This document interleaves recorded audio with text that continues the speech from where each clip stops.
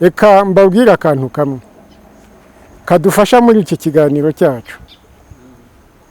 Umukecuru umwe yatumye ku mukwe we, hari ibyo dusabwa gusengera kugira ngo bikurweho. Hari n'imbuzi dushobora gutanga ikweretse ibikomeye bigiye kubaho. Irakubwiye ngo ugende mu isoko kubivuga, uri kubivuga ngo bitange iki?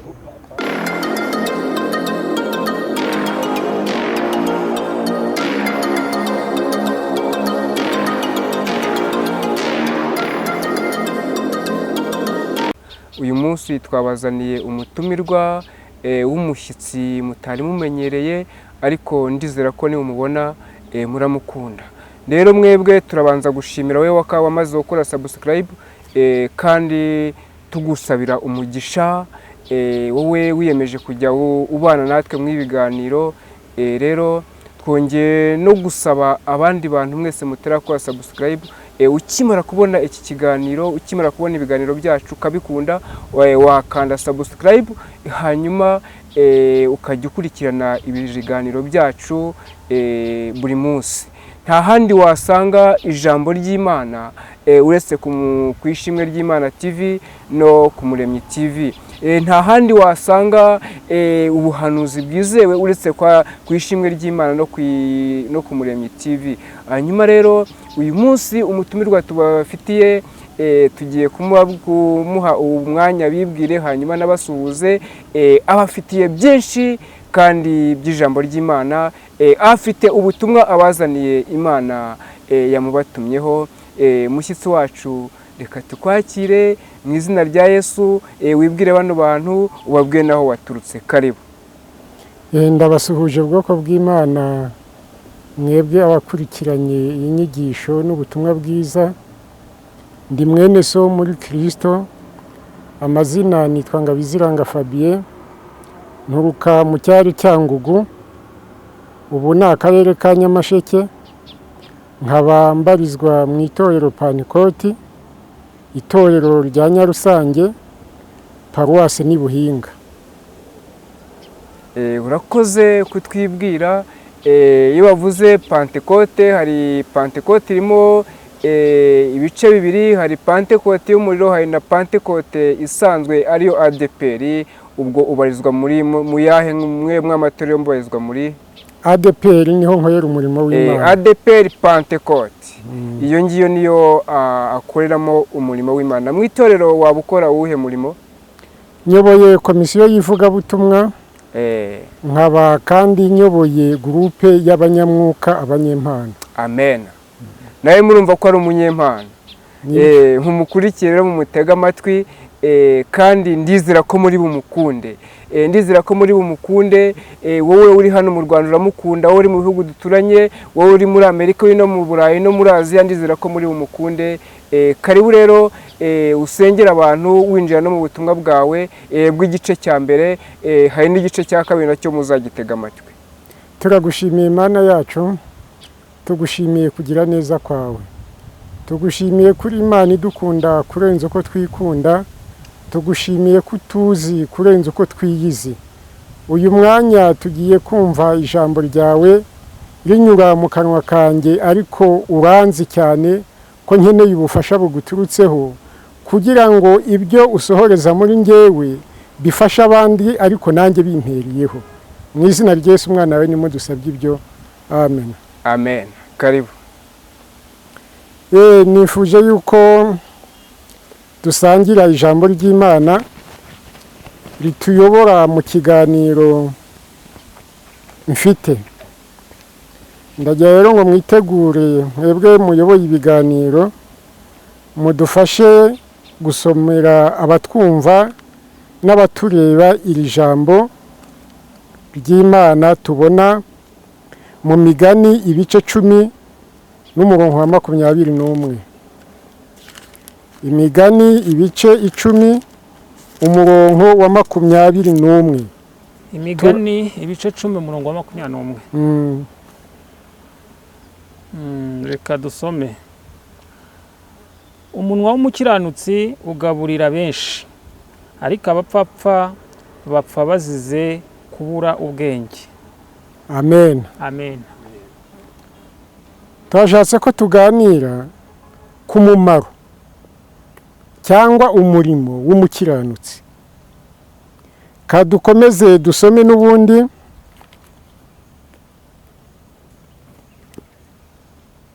iri jambo ry'Imana dusanga mu gitabo cya kabiri cy'Abami, ibice 6 umurongo w'10.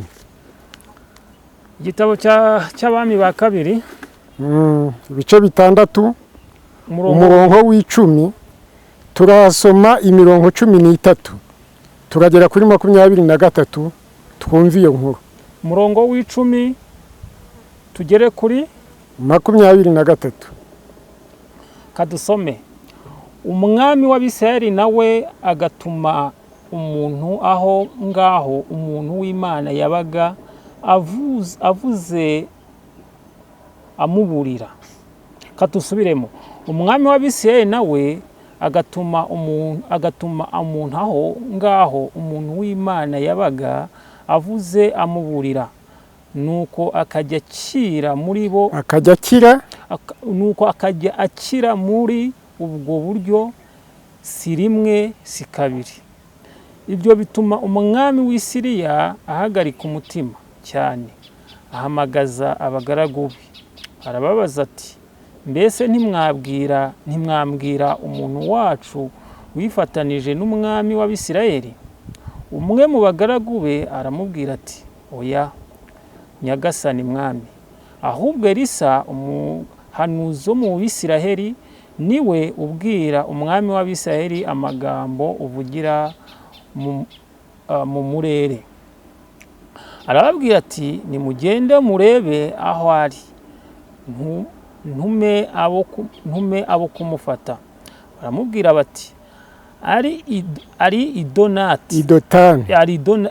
Dotani. Aherako yohereza amafarashi n'amagare n'ingabo nyinshi, bagenda ijoro ryose bagota uwo mudugudu. Maze umudugudu w'uwo muntu w'Imana azindutse kare mu gitondo arasohoka, abona ingabo n'amafarashi n'amagare bigose uwo mudugudu. Umugaragu abwira shebuja ati, biracitse databuja, turagiye dute? Aramusubiza ati, witinya, kuko abo turi kumwe ari benshi kuruta abari kumwe nabo. Nuko Elisa arasenga ati, Uwiteka ndakwinginze muhumura amaso arebe. Nuko Uwiteka ahumura amaso y'uwo musore, arareba abona umusozi wuzuye amafarashi n'amagare by'umuriro bigose Elisa. Za ngabo zigezeyo, Elisa yinginga Uwiteka ati, ndakwinginze huma amaso y'izi ngabo. Huma amaso y'izi ngabo. Uwiteka aherako azihumura amaso. Azihuma amaso nk'uko Elisa yasabye. Elisa arazibwira ati, iyi si yo nzira kandi uyu si wo mudugudu. Nkurikire ndabageza ku muntu mushaka. Nuko azijyana i Samariya. Turagera kuri kangahe? Bageze i Samariya, tugeze kuri 20. Bageze i Samariya, Elisa arasenga ati, Uwiteka ahumura amaso y'izi ngabo zirebe. Nuko Uwiteka azihumura amaso, zirareba. Zigiye kubona zibona ziri i Samariya hagati. Umwami w'Abisirayeli abonye izo ngabo abaza Elisa ati, data, mbatsindaha? Aramusubiza ati, wibatsindaha, mbese abo waneshesheje inkota n'umuheto ukabafata mpiri wabica? Ahubwo babazanire ibyo kurya n'amazi, bashyire imbere, barye banywe, babone gusubira kwa shebuja. Nuko abatekeshereza ibyo kurya. Bamaze kurya no kunywa, arabasezerera basubira kwa shebuja. Uhereye icyo gihe imitwe y'ingabo z'Abasiriya ntiyongera gutera igihugu cy'Abisiraheli. amen. Amen. Mwakire neza ijambo ry'Imana. Shimira Imana. Bavandimwe inshuti z'umusaraba, nashatse ko tuganira tuyobowe n'aya magambo: umumaro w'umukiranutsi, umumaro w'umuntu w'Imana, umumaro w'umukozi w'Imana. Gutya rero uko turi buganire bitandukanye n'ibyo musanzwe muzi. Hariho abigisha bavuga cyane, bagasimbuka, bagakora ibitangaza. Ibyo nanjye ndabyemera ndanabikunda, ndetse hari igihe bimbaho cyangwa hari igihe byambayeho, ariko igihe ngezemo ni icyo kubwira umuntu tukajyana neza yitonze. Reka mbabwire akantu kamwe kadufasha muri iki kiganiro cyacu. Umukecuru umwe yatumye ku mukwe we. Hari amakuru yari amwumviseho ashaka kumuganiriza ngo amwigishe. Nuko umukwe ahageze, umukecuru yamushakiye amafunguro, ariko yayateguye gihanga. Yafashe inyama araziteka, amaze kuziteka umufa wazo aba ari wacumbisha umutsima. Noneho wa mutsima utekesheje umufa ashyiramo n'inyama abumbiramo, ahereza umukwe we ati mwihanganire amafunguro mudusanganye. Umukwe we abonye wa mutsima wonyine utagira imboga, ubu se ibi aya ni amafunguro nyine yo kwa data bukwe? Ariko umukecuru ajya hamwitegereza, abona umukwe yanze kubikoraho, ngo ahimba akaririmba kajya amubwira ati ihangane ibyo ukeneye urabisangamo.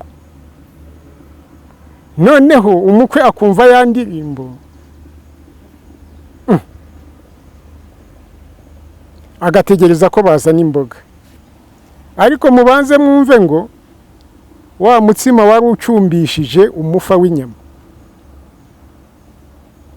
Mu gihe akiri aho ategereje nyine ko bazana imboga, akumva agahumuro nyine kaza nyama. Ariko ati abantu batetse inyama bazinyimye banzaniye umutsima gusa utagira imboga, kandi ndi kumva batetse inyama. Ariko umukecuru ati mwana wanjye sinkwanga, ibyo ukeneye urabisangamo. Ariko akabishyira mu ndirimbo byagomba kumenywa n'umuhanga. Nanjye rero mu kiganiro tugiye kuganira, ibyo ukeneye urabisangamo, ariko biraterwa cyane nuko uteze amatwi kandi ukankurikira. Umukwe amaze kumva nyine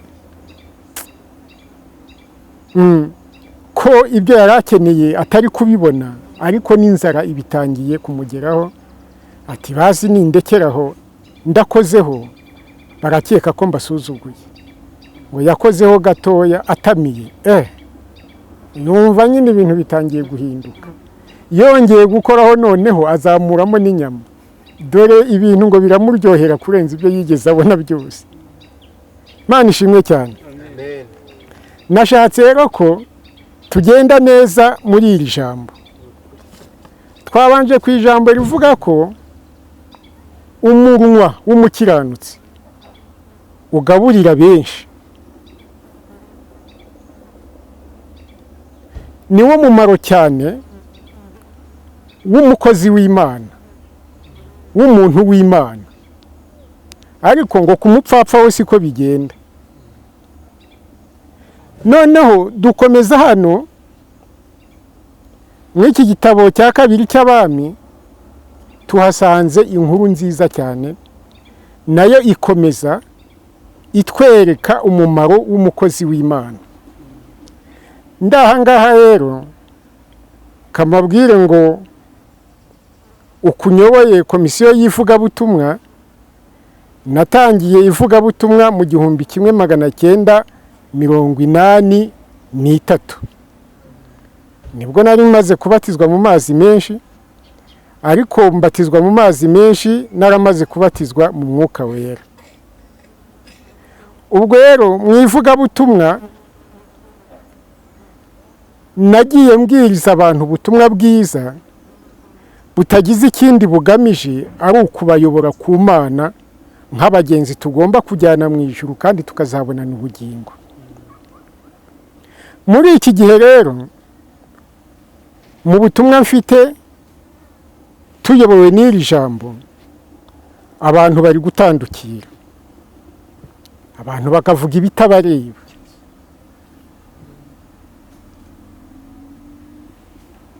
Mbabwiye ko nari namaze kubatizwa mu mwuka wera kandi nkabanyoboye abanyempano, abanyamwuka, nuko nanjye ndiwe, ndetse ndi n'umuhanuzi, kandi nzi yuko impano y'ubuhanuzi abantu bayikunda, nanjye ndayikunda, ariko abahanuzi barabivanze, nyamara kandi ngo intumwa ntabwo iruta uwayitumye, umugaragu ntaruta shebuja. Ariko abahanuzi turi gushaka kujya hejuru y'uwadutumye, ugasanga dushaka kubahwa kurusha uwadutumye. Siko rero bimeze, siko bigomba kuba. Si wo murimo w'umukozi w'Imana. Yesu dukuraho icyitegererezo niwe wavuze ngo umugaragu ntaruta shebuja. Aravuga ati kandi ati niba baranyubashye namwe bazabubaha, ariko niba bataranyubashye mwebwe mushaka icyubahiro nyine nk'abandi.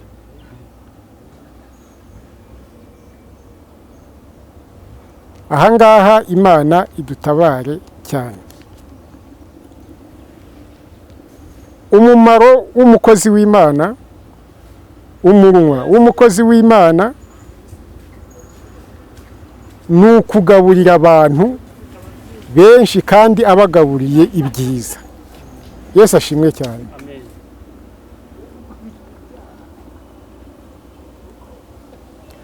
Uyu rero ni umwami w'Abisirayeli, yarwanaga n'Abasiriya. Abasiriya kandi nibo bamuteraga. Noneho kuko hari umukozi w'Imana ari we muhanuzi Elisa, ngo ibyo uyu mwami w'Abasiriya yateguraga Elisa yarabimenyaga, agatuma ku mwami ati uyu munsi ntuce ibunaka kuko uhategewe. Ibyo rero ngo byatumye umwami w'Abisirayeli agenda akira igihe kinini, ngo si rimwe kandi si kabiri, kugeza ubwo umwami w'Abasiriya byamutesheje umutwe, ahagarika umutima, aravuga ati ninde muri twebwe w'intasi ujya kumena amabanga yacu bigatuma misiyo twateguye itagerwaho neza. Baramubwira bati mwami ntawe, ahubwo mu Bisirayeli hari umuhanuzi Elisa, uwo nguwo ibyo duteguye byose we ahita abimenya akajya kubibwira umwami. Nawe ubundi muri twebwe ntawe ujya kumena amabanga. Umwami w'Abasiriya ati nimugende mumenyere ahantu ari. Baramubwira bati ari i Dotani. Ati nimugende noneho mumuzane. Ngo hagenda igitero kinini cyane kandi gikomeye, amafarashi n'amagare by'intambara, ngo n'ingabo nyinshi zigera aho ngaho i Dotani, ngo ijoro ryose zirahagota. Noneho mu kuhagota umugaragu w'uriya muhanuzi Elisa ngo abyutse mu gitondo abonye umusozi wagoswe, ati turapfuye. Asubira kubwira shebuja ati karabaye twatewe. Umuntu w'Imana ati tuza kuko abo turi kumwe baruta cyane abari kumwe nabo. Ati Uwiteka we humura amaso y'uyu musore arebe. Wagiye kubona abona ingabo n'amagare n'amafarashi by'umuriro ngo birabagose. Asubiza umutima mu nda, ariko Elisa umuntu w'Imana arasohoka ati mushobora kuba mwibeshya inzira. Mana mwami huma amaso y'izi ngabo. Ngo Imana ibigenza uko Elisa asabye. Uko natwe niko abakozi b'Imana twagombye gusaba twizeye ko ibyo dusabye bigomba gukorwa. Ati nimuze rero mbayobore aho mujya. Arabajyana ngo bagiye guhumura amaso basanga bari Samariya mu murwa. Umwami w'Abisirayeli niko kubaza Elisa ati data aba bantu mbatsindaha. Elisa ati kirazira. Abantu wafatanye amacumu n'imiheto ntabwo wabica, ahubwo ni mubatekeshereze ibyo kurya batahe. Uko ngo niko byagenze. Za ngabo zose zirataha ngo ntabwo zongeye gutera Elisa ukundi. Imana ishimwe cyane. Icyo rero nashatse ko tuganiraho ni iki ngiki. Nk'abantu b'Imana, nk'abakozi b'Imana, dore umumaro wacu ni uwo kuba maso, kuko Uwiteka yavuze ko ntacyo azakora atabanje kukimenyesha intore ze. Kuki abitumenyesha? Hari ibyo dusabwa gusengera kugira ngo bikurweho.